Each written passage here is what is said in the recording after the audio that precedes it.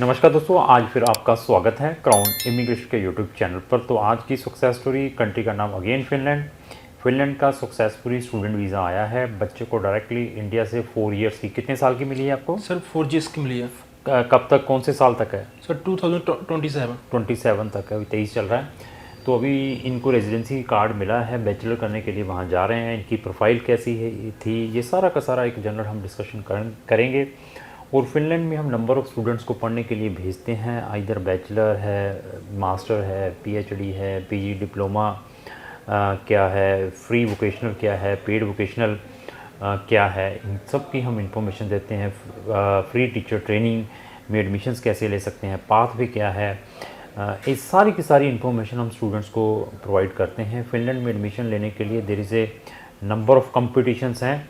अगर आपने direct bachelor और मास्टर में एडमिशन लेना है, इवन बच्चों को एक साल 6 महीने से लेकर 2 साल लग जाते हैं जिन्होंने फिनलैंड में जाना है।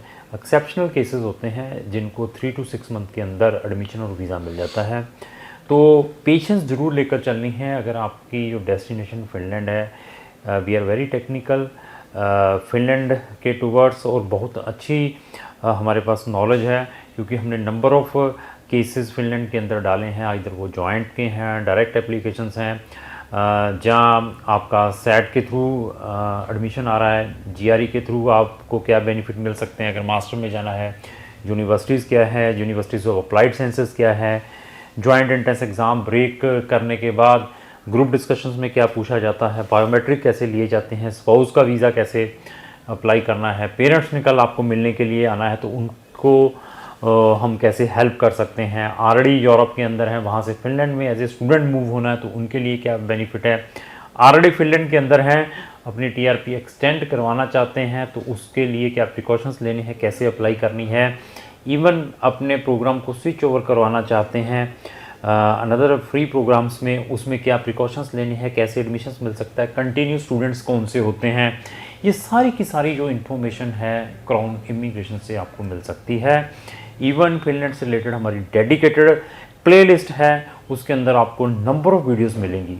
अगर आपने फिनलैंड में जाना है एटलीस्ट वो वीडियोस ज़रूर वॉच करें, उसके बाद डिसीज़न लें कि आपको कौन सा कंसल्टेंट हायर करना चाहिए। इवन आपने अपना एडमिशन अपने लेवल पर ले लिया है, हमसे असिस्टेंस चाहते हैं किसकी है, फिनलैंड रेजिडेंसीज परमिट अप्लाई करने की, बायोमेट्रिक्स की, तो उसमें भी हम टेक्निकली आपको असिस्ट कर सकते हैं। तो स्टूडेंट से बात करेंगे, इनकी प्रोफाइल के बारे में डिस्कस करेंगे। और बच्चे की एज है 26 और डिप्लोमा किया हुआ है 10th के बाद, जिसमें बच्चे के जो परसेंटेज है मोर देन 74% है, और इवन बच्चे ने पीटी किया है जिसमें ओवरऑल 57 है। तो हमारे पास आया, केस को एनालाइज़ किया क्योंकि 10th के बाद डिप्लोमा वाले बच्चों के लिए बहुत सारी डिफ़िकल्टीज़ हैं फॉरेन कंट्री में जाने के लिए, क्योंकि बहुत सारी countries they are not recognising आपकी 10th के बाद डिप्लोमा वाले केसेस को। वहाँ पे क्या प्रिकॉशंस लेने हैं, कौन सी कंट्री ऐसे केसेस को कंसिडर कर सकती है, ये सारी की सारी चीज़ें देखनी पड़ती हैं।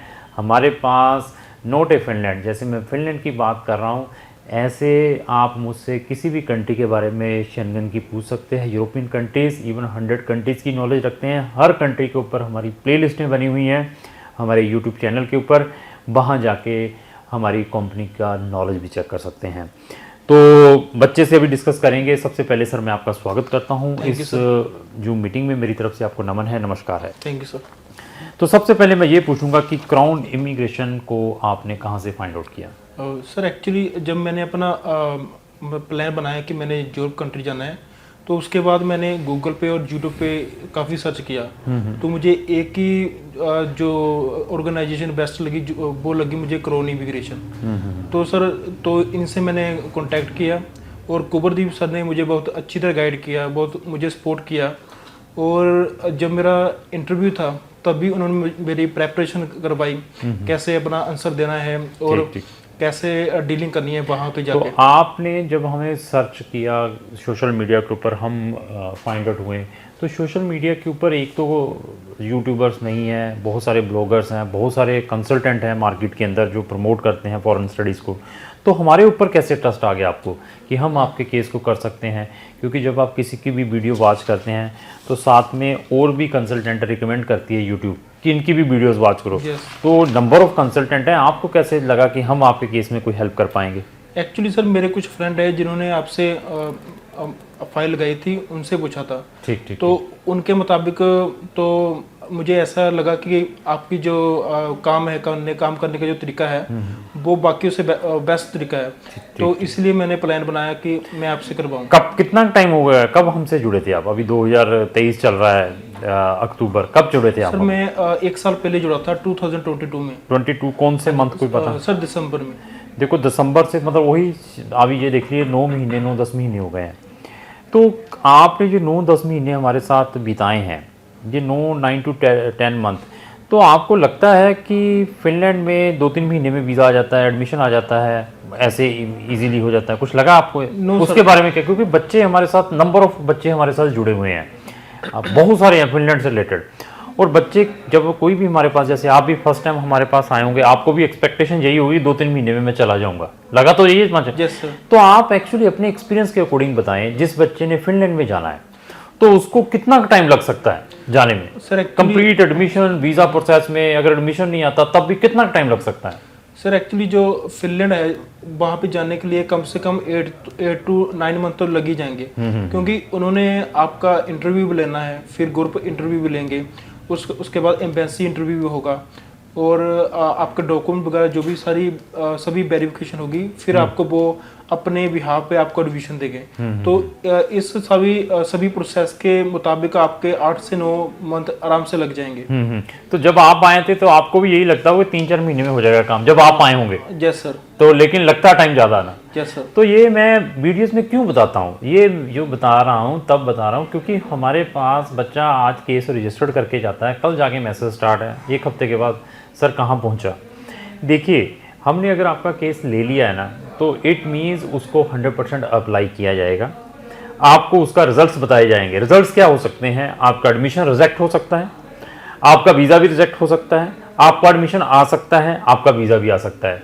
जो भी फैक्ट होता है हम इमीडिएटली आपको बताएंगे। ये नहीं है कि हमने आपका केस रजिस्टर्ड कर लिया है, ना हम आपका फ़ोन उठाते हैं, ना कहीं पे अप्लाई कर रहे हैं, बस कल कर रहे हैं, परसों कर रहे हैं, सर है नहीं इधर, वो चला गया, ऐसा हमारे पास नहीं है। जो रिजल्ट्स हैं यूनिवर्सिटीज़ ने देने हैं, एम्बेसीज ने देने हैं, note by crown immigration. Crown immigration को एंगेज किया है तो हम अपनी जो सर्विसेज हैं दैट वी आर प्रोवाइडेड, कि हाँ आपका इन टाइम हम अप्लाई कर रहे हैं, इन टाइम आपको हम अपडेशंस दे रहे हैं। तो बट मेरे पास जब कोई बच्चा आता है उसकी प्रोफाइल देखने के बाद मैं बताता हूँ कि आपके 50-50 चांसेस हैं, आपके 90 है, आपके 95% चांसेस हैं, but we are not giving the guarantee for anything कि हाँ सर मेरा गारंटी दीजिए कि मेरा 100% काम होगा, एडमिशन आएगा, 100% वीज़ा होगा तभी मैं केस दूंगा। वो लोग हमें अवॉइड करें। आप कहें कि मेरे 9 में से 9 बैंड हैं, मेरे 100 में से 100 नंबर हैं, मुझे सर गारंटी दें, मैं उस केस में भी गारंटी नहीं दे पाऊंगा, क्योंकि जो डिसीजनिंग अथॉरिटीज़ हैं, रिस्पेक्टिव यूनिवर्सिटीज़ हैं और रिस्पेक्टिव एम्बेसीज़ हैं। तो इंटायर प्रोसेस के अंदर 9 महीने या 10 महीने आप हमारे साथ हो चुके हैं। आपको हमारे स्टाफ के साथ कोई प्रॉब्लम आई हो, जब मुझे मिलना था आपने, मैंने आपको अवॉइड किया, कोई ऐसा महसूस हुआ हो?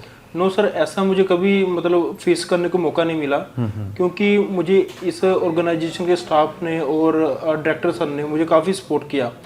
चाहे मेरा एग्जामिनेशन हो और चाहे कोई डाउट वगैरह क्लियर करना हो, तो इन्होंने मेरा अलग से एक टाइम निकाल के मुझे मेरे डाउट क्लियर करवाए और मेरी काफ़ी सपोर्ट की है। तो इंटायर प्रोसेस में कभी आपको ये लगा है कि क्राउन इमिग्रेशन को इतना एक्सपीरियंस है, बड़े टाइम से डील कर रहे हैं, इस इंडस्ट्री में है, इनकी सेटिंग है फिनलैंड यूनिवर्सिटीज़ के साथ और एम्बेसीज के साथ, ये गारंटी से काम करवा सकते हैं, एडमिशन का भी और वीज़ा का भी, ऐसा महसूस हुआ हो? ऐसा लगता है आपको? नहीं, मुझे ऐसा नहीं लगता। हाँ, तो मतलब एडमिशन किनके हाथ में है? जो भी एडमिशन है वो एक तो हमारी मेहनत के डिपेंड है, वेरी गुड, और दूसरा एम्बेसी के जो ऑफिसर्स हैं, हाँ, उनके ऊपर डिपेंड है, जहाँ यूनिवर्सिटीज़ के ऊपर डिपेंड है जो वीज़ा भी देना। तो कुछ लोग एजेंट्स ये कहते हैं कि हम आपका ग्रंटेड एडमिशन दिलवाएंगे, ग्रंटेड वीज़ा दिलवाएंगे, तो उनके बारे में क्या कहना चाहेंगे? वो करा सकते हैं ऐसी चीज़ अगर किसी बच्चे के अच्छे भी सारा कुछ है तो? सर ऐसे सर जो कि गारंटी ले रहा है उसके बारे में मैं श्योर नहीं कह सकते, वो करवा सकते हैं क्योंकि इसमें 100% एक तो बच्चे की मेहनत आती है और दूसरा अपनी जो फाइल है कि आपने फाइल किस हिसाब से लगाई है और क्या क्या आपने रिप्रेजेंट किया है एग्जामिनर के आगे, ठीक है, वो चीज़ें सभी डिपेंड होती हैं। तो ऐसा है कि मैं ये चीज़ें ऐसे मंचों पर बैठ के क्यों बताता हूँ कि ऐसी चीज़ें मार्केट के अंदर हैं, इन चीज़ों के ऊपर कोई भी बोलने वाला नहीं है। और बोलने लोग कहाँ पर बोलते हैं, सिर्फ वीज़ा आ गया जी हमारा वीज़ा तो हमारा भी आया है कि मैं तो सिर्फ पॉजिटिव ही बताऊँ आपको, हमारे बच्चों के एडमिशन रिजेक्ट भी हुए हैं, हमारे पास है नंबर। आपका भी एडमिशन रिजेक्ट हुआ होगा 1-2 यूनिवर्सिटी से कि नहीं हुआ था, सीधे एडमिशन आ गया? नो, पहले मैंने 2 यूनिवर्सिटी में अप्लाई किया था। हाँ, जैसे जम्मू की यूनिवर्सिटी हाँ, और उसके बाद मुझे वहां से रिजेक्शन मिली थी। देखो, हाँ, और तो ज्वाइंट भी दिया था, joint entrance exam. Yes sir, तो उसमें भी रिजेक्शन मिली। तो ये देखिए जो रिजेक्शंस भी आई हैं, अभी ये नहीं है कि रिजेक्शन के बाद आपके डोर क्लोज हो चुके हैं। अगर रिजेक्शन के बाद ये नेगेटिव हो जाता तो नुकसान किसका होता? तो मेरा ही होता। हाँ, तो नुकसान आपका होना है। मैं बार बार हर चीज में रिपीट करता हूँ, पेशेंस है तो आपको आपकी डेस्टिनेशन, आपको आपके रिजल्ट्स मिलेंगे। कुछ चीजें डिले हो सकती हैं, कुछ चीजें हमारे हाथ में नहीं होती। तो मैं ये चाहता हूं कि आप अपने एफर्ट्स के ऊपर करते रहें ताकि आपको एट द एंड रिजल्ट्स मिले। तो क्राउन इमिग्रेशन इस टाइप की number of success stories, number of case studies अपने सोशल मीडिया पर डालता रहता है। आप हमारे एटलीस्ट चैनल को ब्रोज करें, 2 चैनल हैं, तो आपको ऐसी बहुत सारी स्टोरीज मिलेंगी। तो उन स्टोरीज को देखने के बाद आपको मोटिवेशंस मिल सकता है। अगर आपका नंबर ऑफ टाइम्स रिजेक्शंस हैं किसी भी कंट्री में, तो हमें संपर्क कर सकते हैं। तो हम डेली ऐसी 2 वीडियोस अपलोड करते हैं अपने दोनों चैनलों के ऊपर, अपने सोशल मीडिया के ऊपर। आप चाहते हैं व्हाट्सएप पर वीडियो हम अपने सोशल मीडिया पर डालें, उनकी नोटिफिकेशन सबसे पहले आप तक आए, तो आपको हमारे जितने भी सोशल मीडिया इनको इमीडिएटली फॉलो करना पड़ेगा। थैंक यू सर, धन्यवाद। Thank you sir.